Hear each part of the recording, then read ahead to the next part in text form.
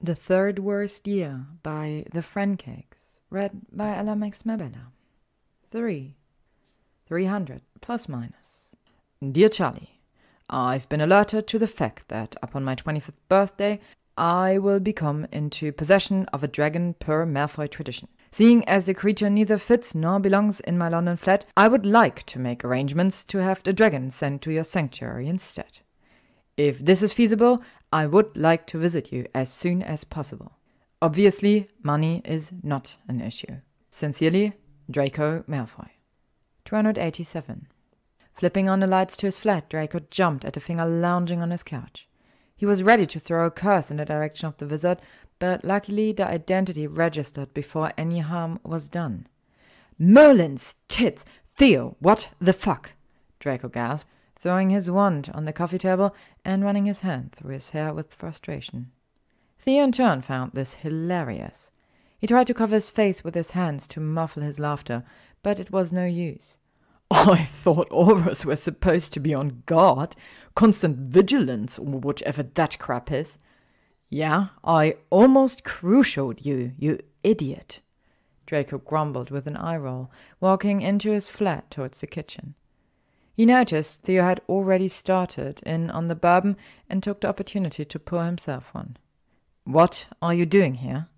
"Pansy told me you were on the verge of an emotional breakdown, more or less," Theo said, lounging back on the couch like some model with his hands behind his head, but still careful not to mess up his perfectly styled hair.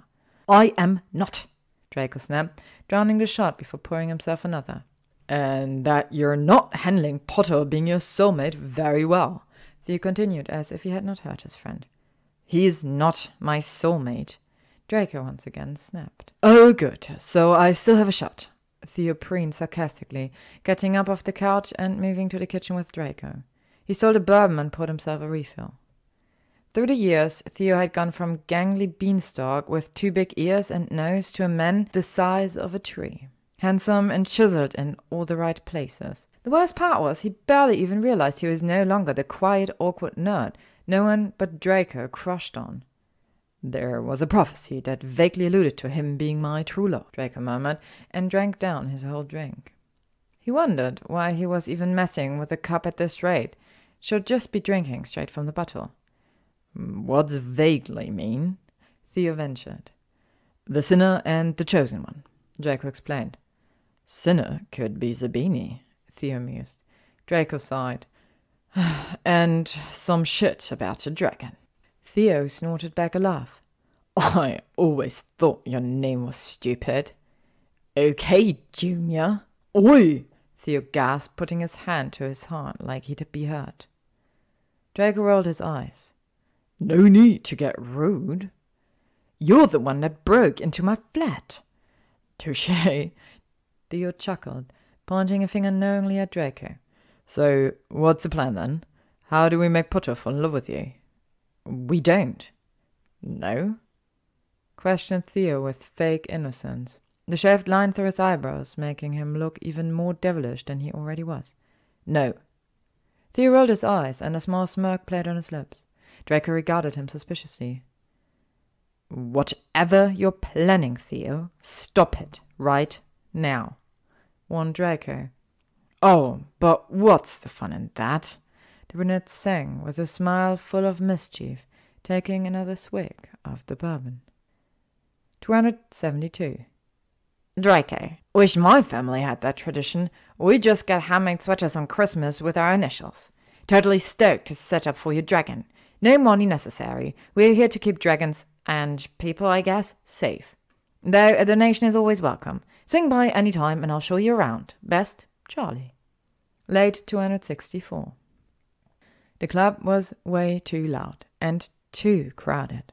Draco blinked through the flashing lights and glared at the back of Theo's head as they weaved their way towards the VIP area that was roped off from the other tables. Draco swipped a drink from a tray floating by and downed it in one gulp. It might be missed by whoever ordered it, but he sure as hell needed it if he was going to spend longer than 10 minutes in this place. Though most would think, with his posh attitude, that Draco thrived at high-end parties, it really wasn't his scene at all. He He was always nervous someone was judging him and going to bring up the past. When the war had just ended, he would get shouted at in the middle of shopping in Diagon Alley. Once he'd been minding his business at the Leaky, and a woman threw her drink in his face for just merely sitting next to her. All he really wanted to do was go home and pack for Romania. He had not been given his requested time off. Apparently, he had used it all for his birthday and not earned enough back.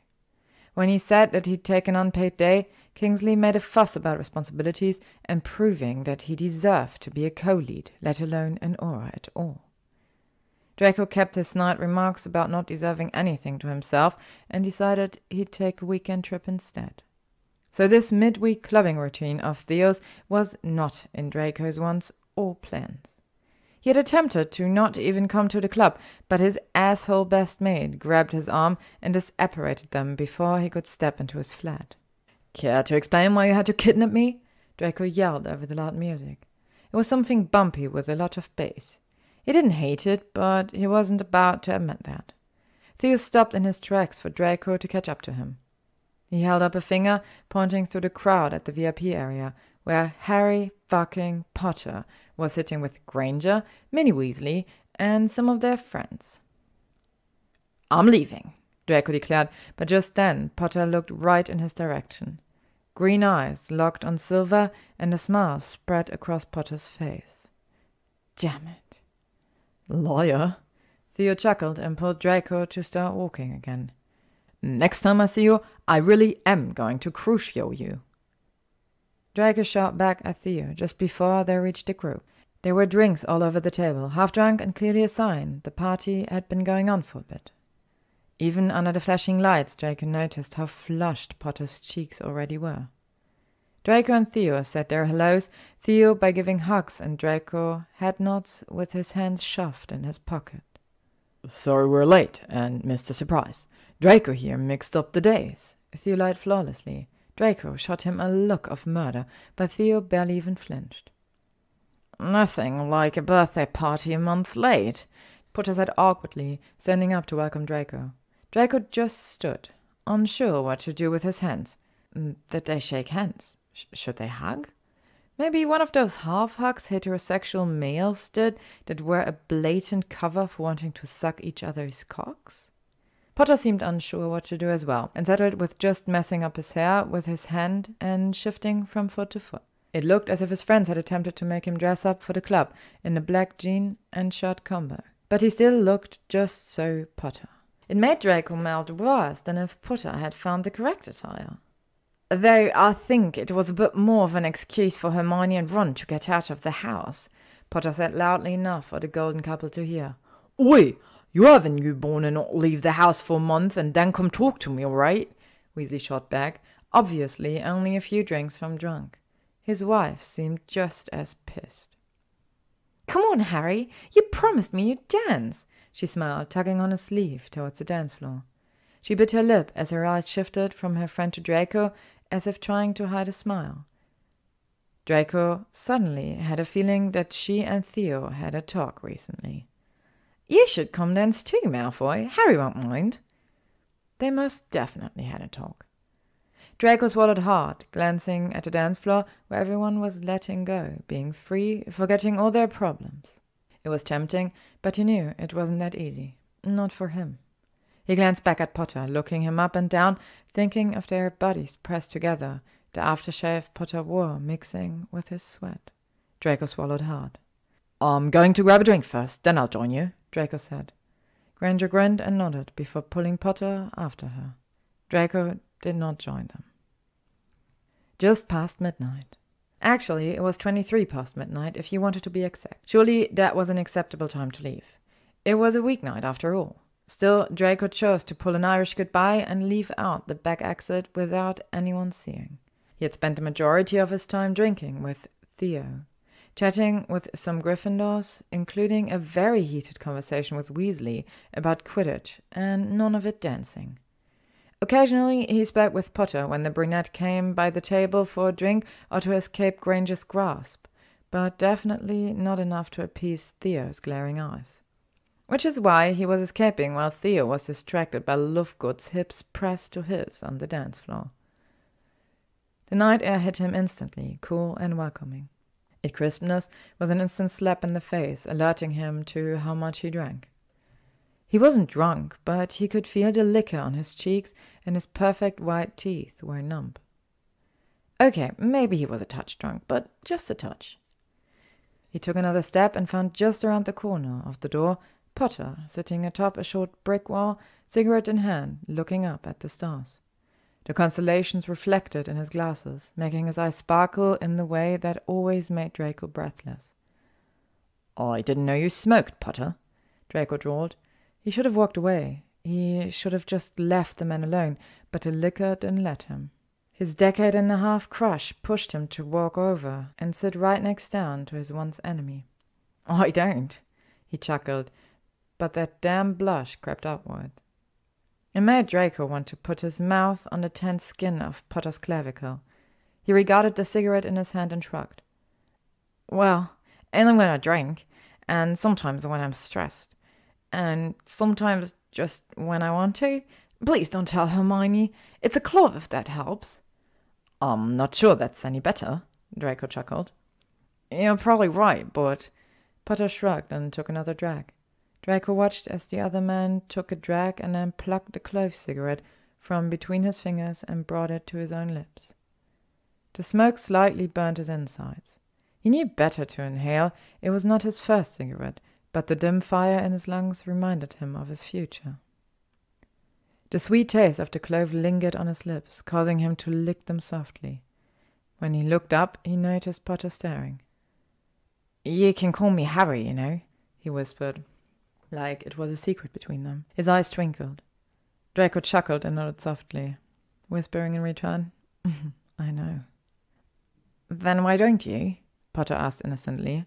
Draco looked up, the green connecting once again with silver, pure and pleading, sincere and drunk. "It makes it easier to ignore," Draco said, biting his lips. He could feel the cigarette start to burn his fingers, but he also couldn't look away from the man in front of him. Potter's brow furrowed a bit. "Ignore what?" "How much I like you," Draco whispered, biting his lip as a tingle of whiskey and feelings took over.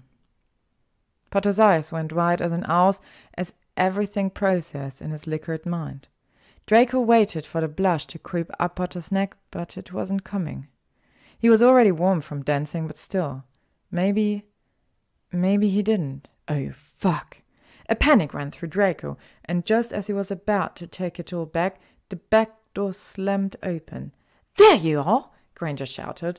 She wavered on her feet, obviously much more drunk than the two men combined. She was obviously loving the chance of giving her mother-in-law the night to babysit. Her eyes turned to Draco and she frowned. "You know, you really shouldn't smoke. It's bad for you." Draco chanced a glance at Potter. His blush was creeping upwards once again. "You're probably right," he conceded as he turned back to Granger, taking another drag. She made a face, but left her mothering behind. "It's our favorite song. We have to dance," she told Harry and waved him inside. "All right," he said, as if he was both nervous and unsure if he should be leaving. He fitted it with his hands, unsure to hold them at his sides or put him in his pockets. He eventually shoved them in deep, as if to just imprison them so they'd stop moving. "I'll see you back inside." The blonde nodded and watched the two best friends go back into the club. Granger took Harry's hand and yanked him inside. But instead of finishing the cigarette and following them, Draco apparated home and hoped to Merlin that Potter was too drunk to remember what he just confessed. To be continued. Thank you for listening to today's chapter of The Third Worst Year by TheFrancakes, read by Alex Mabella. If you would like to stay up to date on upcoming chapters and stories, you can follow me on YouTube, Spotify, AO3, Instagram, or Tumblr.